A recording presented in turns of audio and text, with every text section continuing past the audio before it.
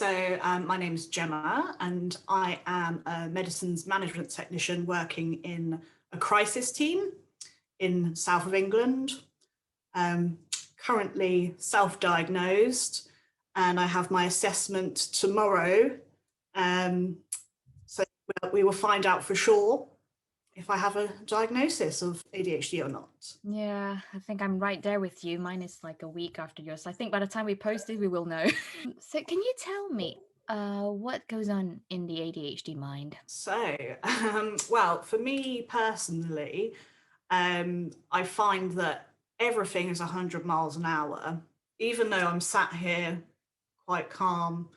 There's like, if you were to think of a train station, in my brain, you've got loads of trains come in on one track at the same time, whereas someone's brain who might think a bit more linearly can have one train coming through at a time. Whereas for me, it's like everything's going on at the same time. I've got background music all the time, often one sentence just on repeat, or a little tune. Whilst I'm trying to concentrate on one thing, I'm also at the same time thinking about 100 other things. And it can be quite exhausting, especially if I'm trying to put my focus into one specific task, such as, I don't know, a project at work. I could be trying to type up something and I'm getting all of these ideas sort of flying into my head and, I need to brain dump them. So something like that audio recording tool would be really useful because, mid-typing, I could then brain dump onto the recording device and then carry on. Whereas at the moment, I need to get the idea down. So I end up opening another Word document, start typing that idea down, and then get distracted and then start looking at something else. And before I know it, I haven't actually worked on the bit of work that I need to work on. So if I was to use one word to describe it, it's chaos. Oh. And I think as well, for me, obviously everyone's different, but my cognitive function is really poor. So like my working memory, I could forget something within seconds of being told. And my impulse control is really poor, which causes a lot of issues. In the past, I've pressed a panic alarm at work because it just happened when we were moved into our current house, and my other half was trying to fix the washing machine. So it'd been stopped mid-cycle, and I had to hold some tubes up because there was water in them. And he was doing some tinkering on the back of the washing machine. And I looked down at this shiny knob and just turned it on and flooded the kitchen. So Couldn't resist.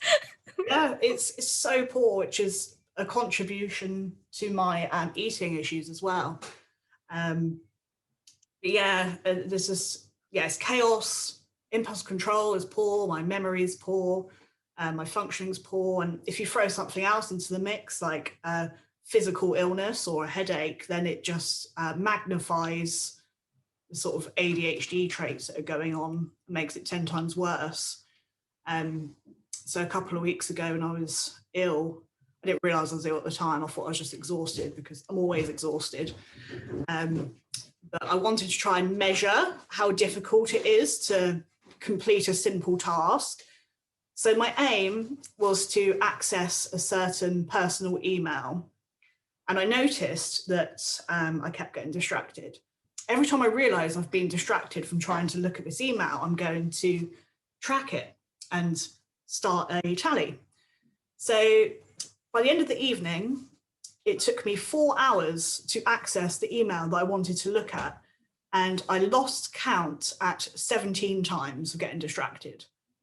So that is why I think I'm so exhausted all the time, because just trying to do a simple task becomes exhausting, and you lose your time and you end up doing other things. They're not necessarily bad things that you're doing, but you just can't achieve the simple task, if that makes sense to you. Yeah, it's just your mind is constantly stimulated and there's so much going on that like in order to, just sit down and do this one thing is never just simple because you are distracted.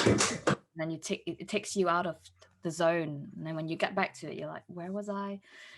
Yeah. So you end up wasting a lot of time. Well, not wasting time, but, going around in circles. Everything seems to take longer because you're constantly having to bring your mind back to what you're doing. So I sort of learned over the past year not to put too much pressure on myself and make my to-do list too long, because it can be virtually impossible to do things because they take longer. Or I've been trying to teach myself about time mapping. I don't know if that's something you've come across. Is that time blocking? Where you possibly it might be the same thing, where you sort of think of your day as it has certain blocks of time, so you think of it as like a physical thing, and you need to learn how long it actually takes you to do a task. So when I'm planning my day, I can then think about all of the tasks that I want to do, and I can work out if I can fit them in. Sounds very simple, but when you don't have any awareness that you lose track of time, these things can be difficult for us to work out how to sort out in the morning. Yeah, because when you have ADHD, you also have time blindness, don't you? Like you think that, okay, I'm going to sit down and do the thing now, but then the thing takes a lot longer than you think it takes. Yeah. And before long, the evening has arrived and you have not done this. I'm trying to use timers, and I've got some in my shopping basket online, some like visual timers, so that you can actually see time passing. Yeah. I think there's the Pomodoro timer. I've heard of that, but I haven't looked into it yet. Well, there's an app for it. I didn't buy the actual physical timer. There's an app, a Pomodoro timer app that costs a couple of quid. And it's just, you can set yourself 25 minutes to do a task and then take a break for 5 minutes and then go back to it afterwards. I think they do it 3 or 4 times in an hour. Is it about 3 times? And I would say it was quite effective the one time I looked at it. Yeah. What about like when you're in hyperfocus though? Because I feel like if I'm in hyperfocus, I don't want to stop after 25 minutes because I might not get that back. You're right. I think for me, it was useful in the first 25 minutes because that's when I was probably still trying to get my coffee or, get up to go to the toilet or try and find a snack in the cupboard. But after that, after the 5 minutes break, then I get into it and I just ignored the break. It might not, I don't know if that app was specifically created for ADHD people, but I'm sure we can tweak it as an... Yeah, and you need to make it work for yourself as well, because, if you know that if you break this hyperfocus, you're never going to finish the task, actually, the best thing to do is to continue, isn't it? Yeah. No, actually, you mentioned a lot about how ADHD manifests for you externally. I'm just wondering, because with your job, which is highly, like, kind of fast moving, I would say, how does it manifest for you on the outside? Would your colleagues or the people around you suspect that you have the condition? I mean, not many people know about the condition or what it looks like, but I mean, on the outside, you look just like everyone else, right? It's an invisible issue, isn't it? It's what makes it difficult to actually tell people you have it, because quite often, in my current role anyway, I've had responses from people sort of saying, but you're so organized, like, your organizational tables that you have are amazing. And one of my colleagues actually pointed out to me that, that's great, that's overcompensating. And this was still trying to work out what was going on. And I was sort of, overcompensating? What does he mean overcompensating? And it was like during that kind of moment where I was sort of toying with the idea of ADHD. But interestingly, like I've been in pharmacy and healthcare for like 12 years, and I've been through a lot of roles in that time. And I think my presentation has changed significantly depending on what job role I'm doing.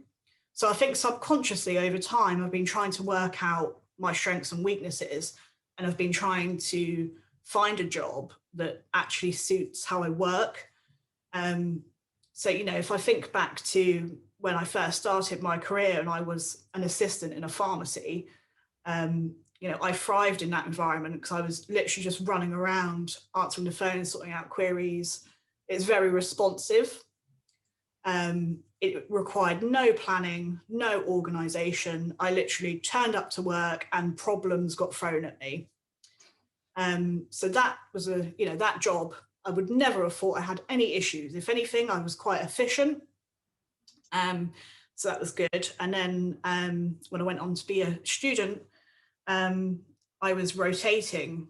So my job changed every 3 months. So it was always novel. It was always exciting, rotating through different departments. So that, again, was fine. I struggled academically with the assignments, but I always have done. So that wasn't a surprise. I used to get up at 4 a.m. on the day that I had to hand the assignment in, and would smash the assignment out at 4 a.m. Because that's the only way I could make myself do it. So yeah, there was a few problems there, but nothing that would have stood out, because I always thought that I was rubbish at the academic side of things. Well, it turns out that you are not. You know, it was just the, you know, putting yourself in a situation to initiate the task that was difficult. Yeah, and well, interestingly, I was listening to a podcast this morning by Tracy Otsuka, Yeah. talking about learned helplessness, which I highly recommend listening to. It's really interesting. So like one example of this is in year 7, which for people who aren't in England, that's like the first year of secondary school. I was actually in like the top class for maths. Prior to that, I had a tutor at home. Obviously, in junior school, you have a bit more support. However, after year 7, I actually started, like, my grades were dropping. And looking back, I think it's because I didn't have that tutor, didn't have that one-to-one support. I didn't have teachers that were engaging. And actually, from year 9 to year 11, my teacher really disliked me. I can't even remember why, but we didn't get on. So not only did I not want to listen to her, she had no faith in me. I had no faith in her teaching style. And, you know, I got a C, which is fine. It's, you know, but I could have achieved more if my environment was different, looking back. But from that, I've learned, so like my learned helplessness is that I'm rubbish at maths. So I'm thinking I'm rubbish at maths. I can't do maths. So there's been times when I've thought about applying for uni, and the maths thing has like, I think, oh, I can't do it. But, you know, because at the time I didn't know that I couldn't do it because of my environment and my ADHD brain rather than my actual intelligence. Or, you know, in theory, my teacher might not have guessed, but if they were to look at my previous grades, you know, would that not bring up some questions? So yeah, going forward to when I was at college doing my pharmacy diploma, you know, I managed to do it. And I managed to get through the course, managed to get through the working environment fine. Looking back in hindsight, I did leave because, well, I got told I was negative for raising things that needed improving or raising issues, which is quite interesting, because I think actually that's just my brain, my ADHD brain, looking at things and thinking, you know, what can we improve, or how can we simplify this process? And I just found it very boring in the end. I wasn't learning anything, I wasn't working towards anything. I was just turning up to work and doing some tasks and going home, and it just wasn't very fulfilling. So at that point, you might not have thought I had ADHD because I was just turning up to work, doing my tasks. And I think the next job I had is when I first started to think that something isn't quite right. So I had an interest in sort of laboratory work. I did a little bit of work in an aseptic unit making chemotherapy, and I absolutely loved that job. That was part of my rotational job in the hospital. And so I applied for a job in development and research and pharmacy manufacturing.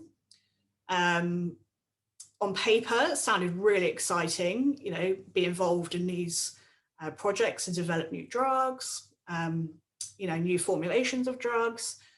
And in reality, it was turning up to a lab and doing a load of mundane tasks every single day without I didn't see any results because these projects were going on over years. So it felt like some sort of like hell. It felt like torture, like mental torture.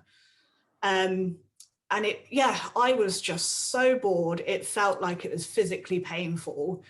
And there was some workplace bullying with some other colleagues. I ended up complaining about the people who were bullying. And in the end, I handed in my notice impulsively because I just thought, what am I doing here? Like, this is not me. Went back to the hospital where I used to work at, and I'd actually cancelled my registration. So I wasn't registered anymore. So I had to do like locum work, doing all kinds of weird tasks, which was fine because I like being thrown into new things, and that was fine for a while. And then once my registration was sorted, I applied for a role as a medicines management technician, which is more clinical ward-based work. So as part of my learning, I had to work on various wards throughout the hospital. So I covered some surgical wards, some medical wards, and the acute assessment unit.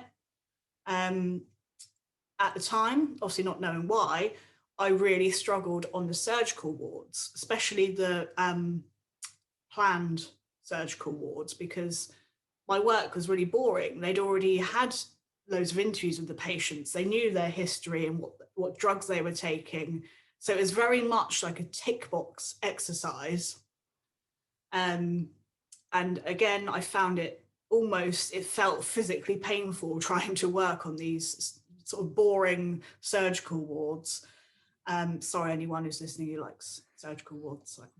They probably won't be listening because it's not the sort of thing they can last in, if they have ADHD. Yeah. So yeah, and then I found that I sort of thrived the best on the medical assessment unit. So that was really fast paced. You have to think on your feet. Again, it required no planning, organising. I literally turned up to the ward. I had to see like 20 patients a day. And people would just come to me with their problems. I've had nurses with queries, doctors with queries. I'll be speaking to the pharmacist about queries. Very fast paced. In hindsight, I probably did screw a few things up without realizing, there's probably things that I forgot to do, hopefully small things. But yeah, I loved that environment. But because I don't know when to stop, I often worked through my lunch breaks, didn't have proper breaks, or I did have my lunch, but it wasn't till like 3 in the afternoon. Ended up staying late most days, because I'd get distracted. I'd be on the ward trying to work with a patient, and I could see someone's crying over there. So I'll start thinking about that patient, and then I'll end up going to make them a cup of tea, sitting with them quickly, and then moving on to the next one. It was I just got so sucked into it.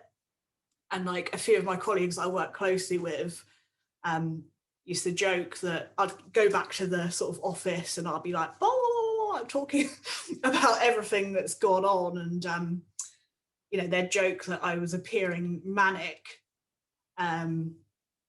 We still joke about that between us. It was it was a very tough time working up there together.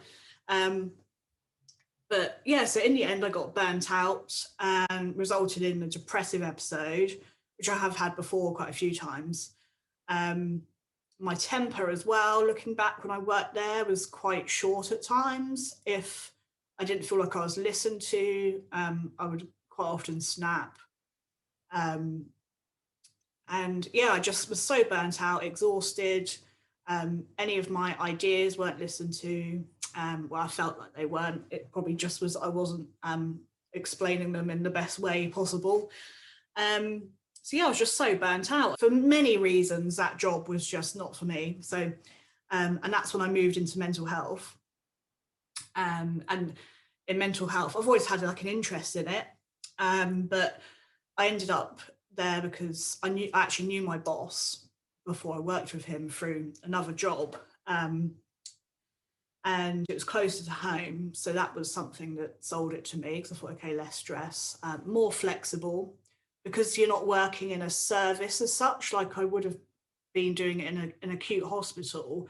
There's more flexibility. So if I was 15 minutes late, it doesn't impact the service. So I could just stay 15 minutes late. So that, again, was, great. I had my own office in this new job, so no distractions. Although I had to move my desk because it was facing the window. And I found I was staring out of the window. This is the first time I've ever had my own desk. So, I was sat there just staring out of the window, and I was like, oh, for crying out loud, like every time I tried to concentrate on something, stare out the window. So I had to turn my desk and face the wall in the corner. It looks very depressing, but I had It worked for you. Yeah. So all of a sudden, like I've got my own office, and there's no craziness going on around me. There isn't like 10,000 phones or medical equipment bleeping or people talking. I'm all of a sudden in a place where I can concentrate, which was great. But then on the other hand, it was less busy. So previously, when I was seeing 20 patients a day, I was seeing 5. So it meant I could do my job better, and I had more time to actually, do a really good job with my patients. But, I did struggle at times looking back because I was bored, which in a way you could sort of turn into a positive, because it sort of that having that spare time, coming up with new ideas, new projects, which looking back was great. And then I remember also thinking something was up, because there was a time when my workload increased significantly. So I previously was working on 3 wards, and this was like the tipping point for me. This is when I really started to self-analyze what's going on. So not only did I have more exposure to like mental health disorders and various other things like neurological disorders, so I was starting to sort of think maybe there is something going on with me. I always used to think I was a good organizer, but it wasn't until I was put in this situation, and it was so unbelievably stressful. And driving everywhere to get certain places, certain times, plan the audits, type up the audits, follow up the audits, all of these things. And I started to feel burnt out again. And I just, I can't say no to things as well, because I love new projects and new tasks. So if someone says, oh, who wants to get involved with this? Or are you interested in this? I just say yes. My friends joke, one of my friends I used to work with jokes that if you hand me a sign-up sheet, I will sign it. Whatever it is, I will do it because it's exciting. So that I don't myself, because, I take on too much. So yeah, I ended up being burnt out. I was signed off with depression. I was started on antidepressants again. And I've always had... For you? Sorry? Has the antidepressants ever worked for you? Well, so I think the antidepressants got me out of the depressive episode, because it's probably one of the most severe ones I've ever had. I had like suicidal thoughts. I felt like I was literally walking around with a sad face. Like I couldn't, for the life of me, even act normal. I couldn't mask how I was feeling. It was really quite severe. So I think the antidepressants helped me get out of that, but actually they haven't gotten rid of all of my other struggles and my general sort of background depression, which now I'm wondering, is it even depression, or is it just because I'm struggling to function? I'm just constantly exhausted. you know. Yeah, well, they say that with ADHD, it's quite often that it often occurs with a co-occurring condition. I won't say comorbid because I don't like that word. Yeah, and do you know what? I've had depression, anxiety as long as I can remember. And what I found frustrating every time I've had depression is, you know, the GP recommends you have talking therapies. But I always used to feel so angry about suggestion because I didn't know what I was expected to talk about. I hadn't gone through a trauma. There was, you know, nothing in particular that was bothering me. I was just struggling, generally struggling. So I think I can probably like put my depression and anxiety down to the ADHD. I think that constant sort of self-loathing and shame from not being able to function like a sort of neurotypical person, it, you know, adds up to a point of burnout. Um, so yeah, it was during this sort of breakdown, and I had like a while off work and whatnot. I started to think I had a mood disorder. So I've been exposed to people with mood disorders, obviously at the sort of very high end of the spectrum, because I worked in mental health inpatients, so these people are really unwell. Um, but I was thinking, you know, maybe I have a mild mood disorder, because like, if you look at the diagnostic criteria for a hypomanic episode, they're all things that people with ADHD are very familiar with. You know, excessive talking, flight of ideas, impulsiveness, risk taking. You know, that's just to name a few. And I'm sure a lot of people could look at that criteria of ADHD and be like, yeah, I have that. Um, so I went to the GP about it and I sort of said, you know, I think there's something going on. I think I might have a mood disorder because I've had these depressive episodes. I've had quite a few.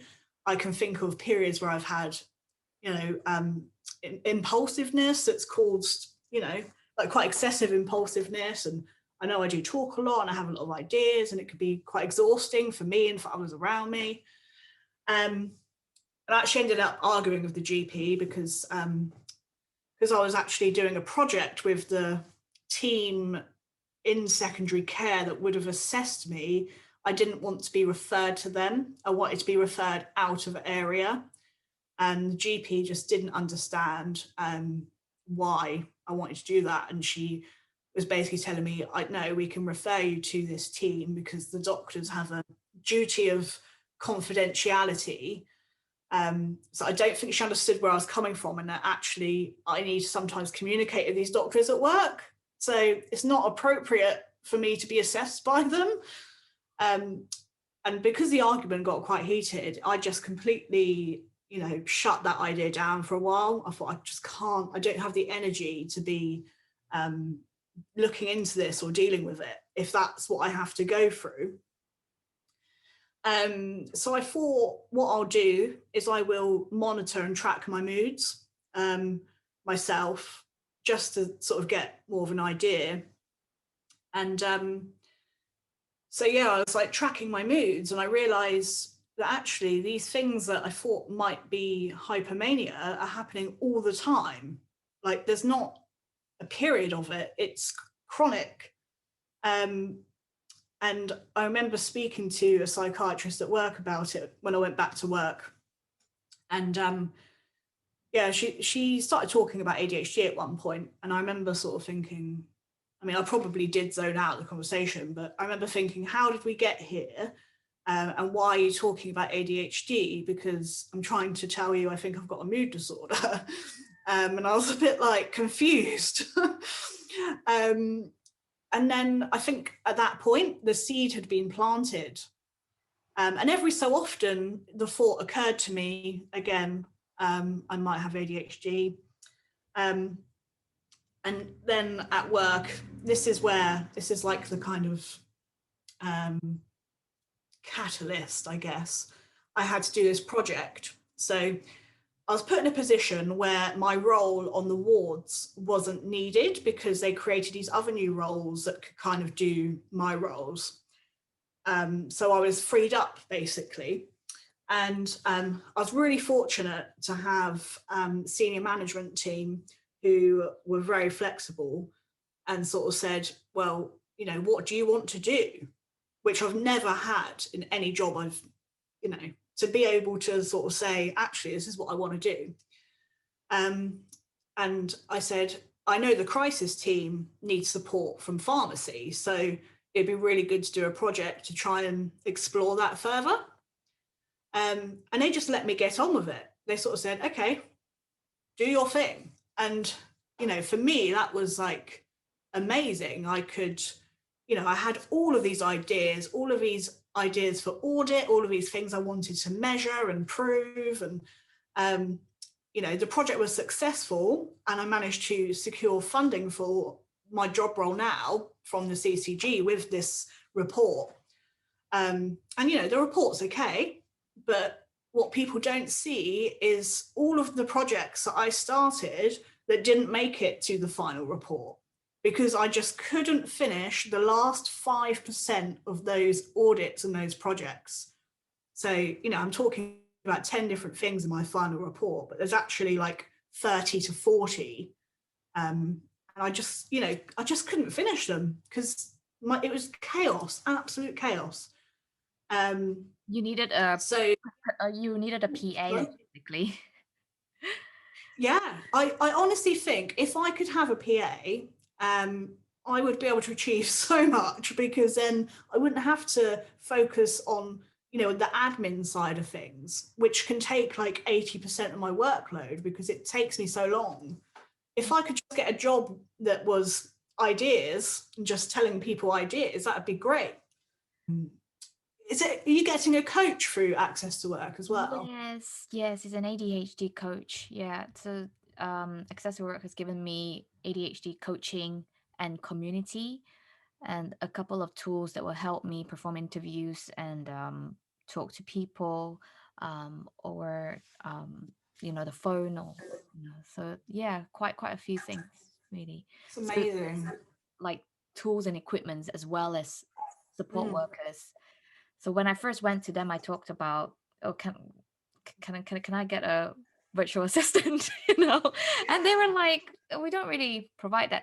But I think it's a matter of who you get as your assessor, Mm. you know, because I was talking about business coaching, but actually I should have just said ADHD coaching, you know, because Yeah, that covers everything, you know, that you want to pursue and you want help with.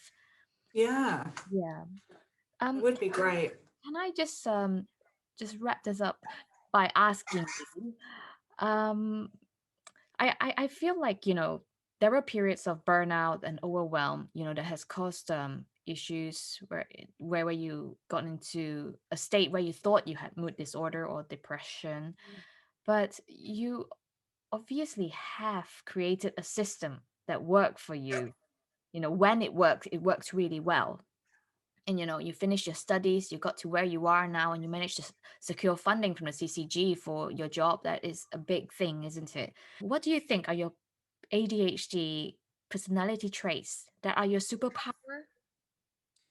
Well, I think firstly, it's for me is about recognizing what your good points are and sort of hacking them in a way like thinking outside of like the linear way of working. So I know by getting up at 4 a.m, I can do a load of that work that requires a lot of my cognitive functioning. So, you know, I spoke to a psychologist about it once and they were telling me not to do that because it's not good for me. But actually, I know that if I do that once in a while, I can achieve more than what I could in a whole week of trying to do that in normal working time. So I Because you think, respond so much better in crisis, don't you? When you yeah, think that, oops, that's a really close deadline coming, I am going to yeah, smash it. Right? exactly. So, you know, instead of trying to work like a neurotypical, if you can recognize what you are good at, and I know I work good in a crisis, so I almost have to create a crisis for me to function. Um, and you know, a lot of people will say, no, that's bad. But if I know that's how I get the job done, then that's what I need to do. So, you know, I'm obviously trying my best to reduce the sort of, so I know that my organizational skills aren't good. I know that planning isn't good. But what I'm trying to do is, so I still will work with the crisis thing. So I'll make sure I sort of do something a couple of days before it's due. But I'm trying to make that process less stressful and easier by, if I do get an idea or something that I want to write about in this bit of work, I will add to it. And, if I am in a mood to do some work and I'm talking about various points, I will do some. And if I get stuck on a certain point, I will move on to the end of the project and start talking about the end. Whereas before, I had it in my head, I had to work in a methodical, linear way. But now I'm trying to accept that actually, if I want to talk about an evaluation first, I will, because I'll do it rather than sitting there trying to talk about an objective which I'm struggling with. So I think, yeah, for me, it's like accepting that you don't have to work like a neurotypical person and then you can get stuff done. I think as well, like my drive and determination are like one of my positive sides to my ADHD. And I think that's what got me through my project because it was something I was passionate about. I had that drive there. So, yeah, I think like the flight of ideas as well is another positive. Yeah. I was speaking to a friend about this yesterday because, sometimes I feel like my ideas are really simple and logical. And I'm like, oh, I won't even suggest it because it's so like basic and like, well, duh. But actually, they're not, because when you do say them, people are like, oh, yeah. So the flight of ideas is a positive because I think us ADHDers sort of see things from a different point of view. We But are idea machines, aren't we? yeah, but it can also be exhausting, not only for us, but for the people that we work with or the people that we live with. Um, it can be, that's like a positive and a negative in Well, my. the thing is, when you have the idea, like we tell ourselves it only means something when we act on it or it becomes a reality. Mm, And that's why there's this constant, like, okay, I've thought of something and, do it now. brainwave. But then, yeah, we're sitting in my notebook, you know, Yeah. need to work on it. That's right. Yeah, and I'm trying to be less impulsive with my ideas because although some of my most positive experiences and memories are down to my impulsivity, like, some impulsive holidays or me and my friend impulsively jumping in a river fully clothed, they're all really positive things. But I think actually, if I can try and rein it in a little bit, um, I can have better outcomes. For example, I want to sort my garden out and I've come so close to being like, I want to buy that for the garden. So I go onto eBay and then actually when I stop myself and think about whether it would work, I'm like, okay, no, it's not going to work. But before I had this self-awareness, I would just buy these things and I'd have all this stuff that wouldn't work. And then I'd try and sell it and it would take 6 months for me to put it on eBay. And then there's a pile of rubbish in the corner of the room, you can see how it like It just quickly escalates. Right. So yeah, I'm trying to rein it in a little bit, but I'm trying not to suppress it because I think it's very important to sort of embrace what positivities we do have. And although they're not always a positivity, just need to find the right balance. Yeah, that's right. Yeah, that's a really insightful conversation. And thank you so much for being so open about this.